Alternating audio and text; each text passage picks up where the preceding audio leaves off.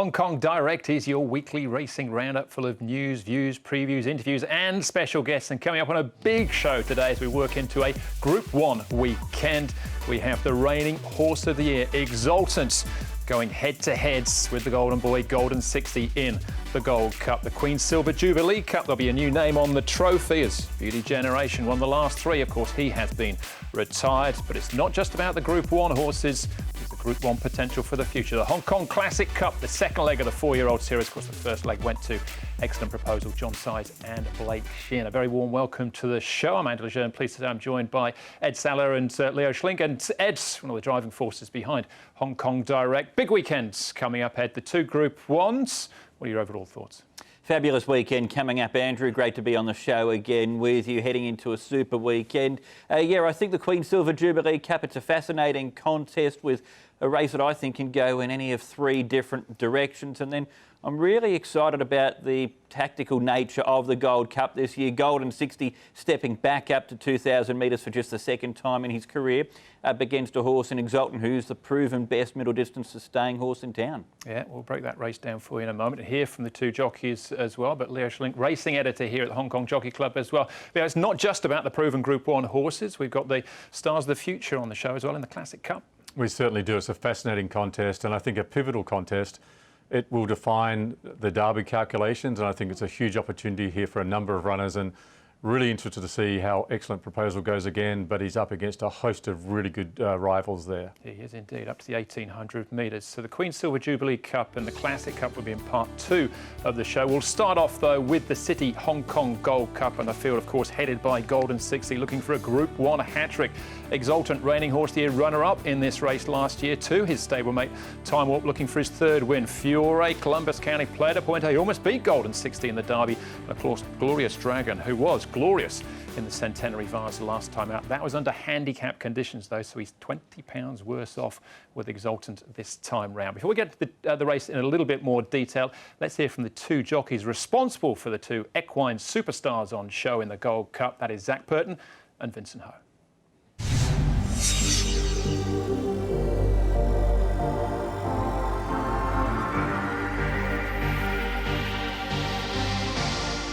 Golden 60 trying to collar him. Southern Legend, Golden 60. He has to fight. He fights like a warrior and he wins Golden 60. Few worrying moments, but he won the Stewards Cup.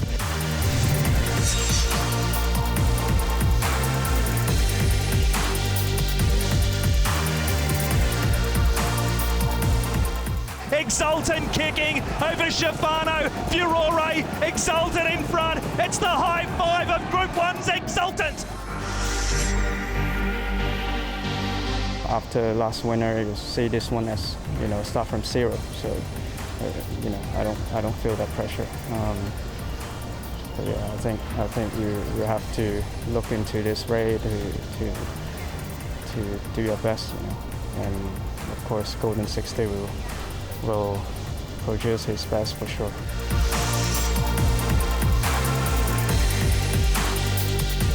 I think he was going better than what he is last year than what he is this year. He just seems to have come off his peak a little bit. He's still trying hard, but he's not quite getting into the straight and putting them to the sword like he was before. Once again, we'll just ride our race on him and give him his chance. And he's certainly good enough, of course. There's younger horses coming through now, and it always becomes a little bit harder the older you get.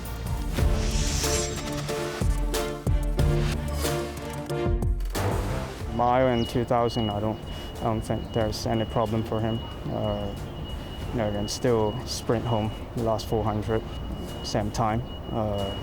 So I don't think there's a problem for him.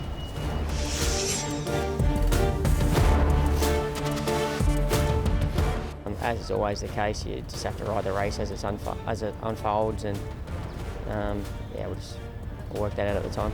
Do you approach these races differently though when it's a small field and looks like there's only one other horse that's capable of beating your horse? Sometimes you can, you are right, but you also have to be mindful that if you go out there just to try and beat one other runner, you can quite often bring both of them undone and another horse will end up winning the race. So you've still got to give yourself the chance to win the race.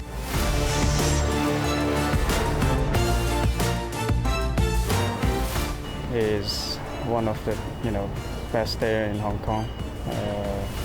So for sure, it's a good challenge.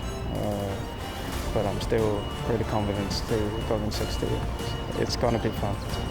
He looks as good as any miler we've had here in Hong Kong, for sure. He's certainly special. His record tells you that. His turn of foot is phenomenal. And he's just got that will to win. So there's a lot to like about him, and I wish I was the jockey on him.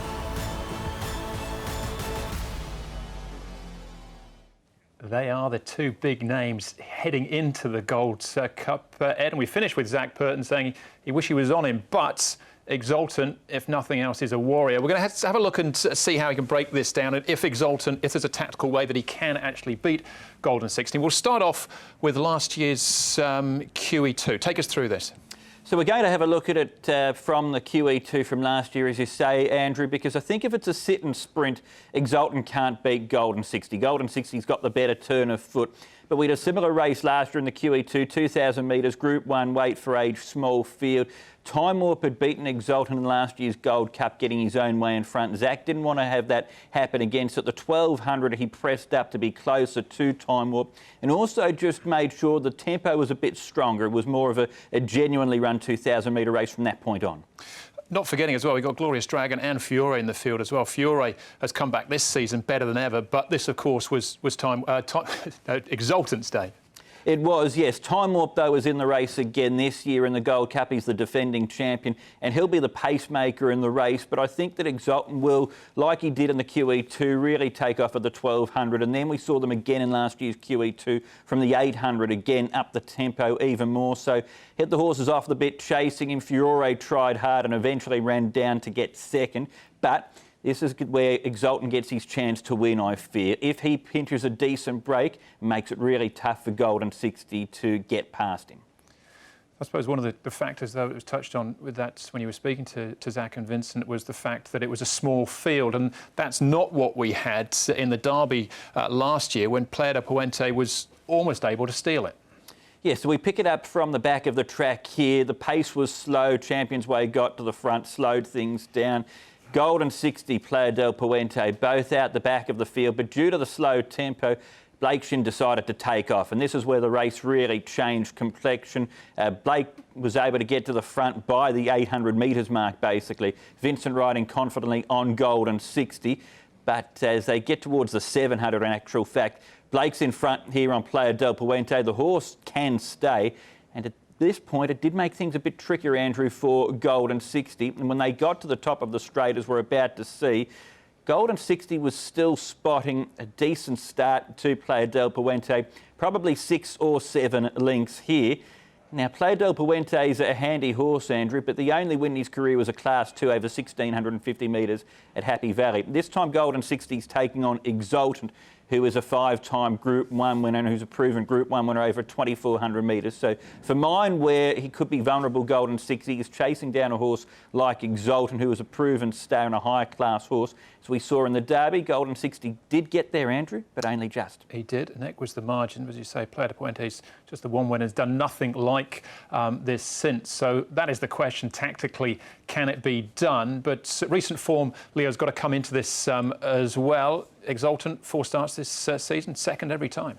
Yes, yet to win and yet to get back to his best. And it was telling Zach Purton's comments about the horse not going as well this year as in previous years. And that's surely got to be a huge factor in this. And if Golden 60 is close enough in the run for Vincent Ho and is able to unleash those sectionals, it's going to be very difficult for Exultant to fend him off. That said, he deserves tremendous respect for his track and distance record, and also the fact he's a proven Group 1 horse, and he'll be the testing material again. I suspect that Golden 60, if he gets the right kind of run, will be equal to that. Yeah, that was Glorious Dragon beating him that day, but he's got a 20-pound turnaround this time round, so you'd have to think that things will be in Exultant's favour. Golden 60, is it possible, Ed, that he's actually going to be better over 2,000 metres than he is a mile? I'm not sure necessarily better. I think he could be just as effective. But 2,000 metres is the furthest he's ever been tested over in the Derby, as we saw before. I think this would be the absolute limit for his distance range. But they have campaigned him purely over a mile and 1,400 metres this time out. So this is why it becomes really intriguing up against all ages at this distance range. Yeah, and Vincent Leo, seems to be calmness personified at the moment. He said no nerves. I mean, I'm sure there'll be butterflies of some description, but he just knows that he's got a very, very good horse with lots of ammunition. I think Zach summed that up really well, Andrew. He said that every jockey in Hong Kong, probably every jockey in the world, would love to be riding Golden 60, but I think it gets down to the horse and how he is on the day, and at some point there is a bottoming out of this, and I just really hope it's not on Sunday, because if he turns up, does his best, we'll have a really better understanding of how good this horse is. Always dangerous, though, Ed, to say it's a one-horse or two-horse race. Is there something? We've got Time Warp in the field. He's won this race twice before and beat Exultant at his own game, basically, from the front last time out. Really just dragged it out. Who of the others can potentially get involved and maybe cause an upset? Well, Furore has beaten Exultant twice this season. I thought in that Centenary Vase replay that we just showed then, he was getting home really well. He'll have improved from that run, and I think he'll appreciate getting back to 2,000 metres. So I think Furore is the one that we've perhaps undersold here. He can definitely play a big part in the race. Just very quickly, Leo, I want to mention Columbus Canny, because he was disappointing last time out, but he did look like he was a horse on the rise through the international meeting. He did, and I think there's something to offer still, and I think that he's a horse that can bounce back. And the other horse for me is Glorious Dragon. I think based on his last up performance, he can again contend. OK, all right. Well, that is the Gold Cup. We'll hold on to the tips and the boys' thoughts till the end of the show, but still plenty to come, including the second leg of the 4-year-old series, the Classic Cup, and the second of the Group 1s, that's the Queen's Silver Jubilee Cup, right after the break.